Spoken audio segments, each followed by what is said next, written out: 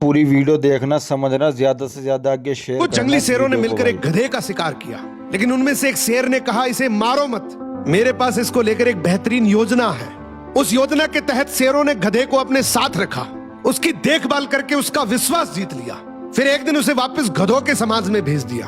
पर इस बार वो गधा एक गधे की तरह नहीं, बल्कि वो एक शेर के समान गधों का राजा बनकर वापस आया था, जिसके पीछे सभी शेरों का साथ था। इसलिए बाकी सारे गधे इससे डरने लगे और उसके खिलाफ बोलने से कतराने लगे। अब शेर जब जब उस गधों के झुंड को देखने आते, ये गधा अपने ही समुदाय के गधे को शेरों को खाने के लिए दे देता। ये गधा गधों के बीच तो एक शेर जितना ताकतवर बन गया था, लेकिन शेरों के बीच वो अब भी एक गधा ही था। ये अपने जैसों पर तो राज करता था, लेकिन ये एक ऐसी ताकत से जुड़ा हुआ था जिससे वो बचकर भाग नहीं सकता था।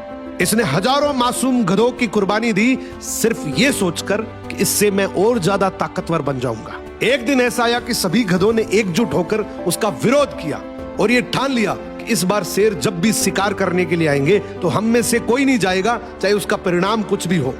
अगले दिन जब शेर आए तो ये गधा अकेला ही खड़ा था, इसके पास कोई दूसरा झुंड नहीं था।